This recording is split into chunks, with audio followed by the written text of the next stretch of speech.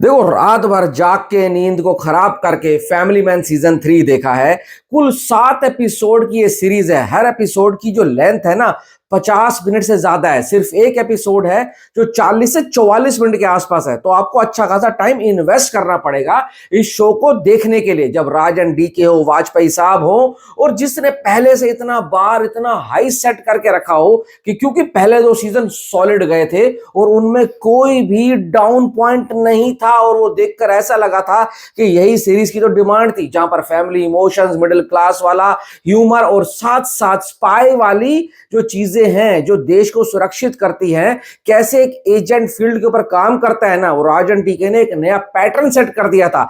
नहीं तो भाई बॉलीवुड का स्पाई यूनिवर्स तो ऐसे ही हल्के में निकल के चला जाता है। फिर ऊपर से इन्होंने फर्जी बनाई तो वहां पर लगा इस बंदे के पास बहुत ज्यादा टैलेंट है। तो क्या फैमिली मैन सीजन 3 वो सारे क्रिएटिव पॉइंट लेकर आता है या नहीं आता है, तो और छोटे से रिव्यू में समझेंगे। वीडियो को पूरा देख रहे हैं एंड तक ना। कुछ अच्छा लगता है तो चैनल को सब्सक्राइब जरूर कर देना, लाइक करके हाइप का बटन दबाना भी बहुत जरूरी है। तो चलो शुरू करते हैं। इस बार कहानी सीधा पहुंच गई है नागालैंड, और अपना फैमिली मैन यानी कि मनोज वाजपेयी पूरी फैमिली के साथ गायब होने की तैयारी कर रहा है, क्योंकि वो मोस्ट वांटेड बन चुका है। वो मोस्ट वांटेड क्यों है? वो नागालैंड वाला बंदा जो जयदीप अहलावत है इसके अंदर, वो क्या कर रहा है और वो क्यों आया है, इन सब चीजों के ऊपर धीरे धीरे धीरे सीक्रेट्स अनफोल्ड होते हैं। शुरू के 3 से 4 एपिसोड जो कहानी को सेटअप किया जाता है, तब आपको लगेगा कि आने वाले एपिसोड के अंदर कहानी बहुत तेजी से आगे बढ़ेगी और ज्यादा ट्विस्ट एंड टर्न्स लेकर आएगी। देखो, राजन टीके का एक पैटर्न है कहानी को बनाने का, जो डार्क ह्यूमर डालते हैं, फैमिली का इमोशंस डालते हैं, और साथ साथ बड़े बड़े एक्शन पीसेस को सेट जो करते हैं ना, वो देखकर मजा आता है। और वो जो बीजीएम बजता है, फैमिली मैन का जो पैटर्न वाला बीजीएम है, वो जब जब आता है देखकर भाई साहब आंखें और दिल दोनों को सुकून मिलता है।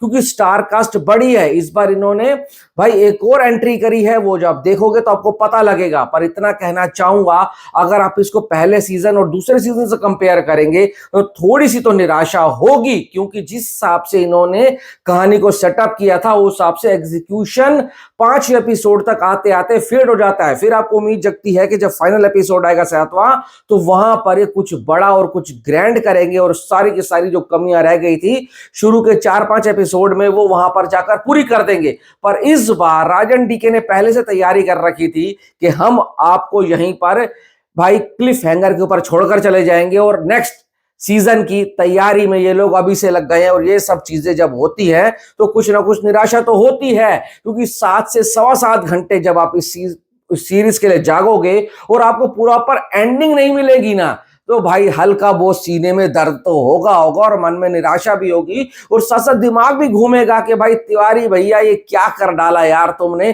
पर इतना कहना चाहूंगा, स्टार कास्ट का काम बहुत सॉलिड है।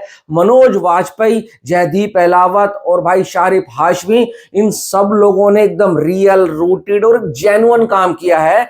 जिस तरीके से भाई वो ह्यूमर लेकर आए हैं ना, वो देखकर अच्छा लगता है। फिर भी अगर मैं इन दोनों पहले वाले सीजन से कंपेयर करूं तो थोड़ा फीका भी लगेगा और थोड़ा सा डल भी लगेगा। अगर मैं इसको रेटिंग देना चाहूं तो 3.25 स्टार वाली कैटेगरी में रखना चाहूंगा।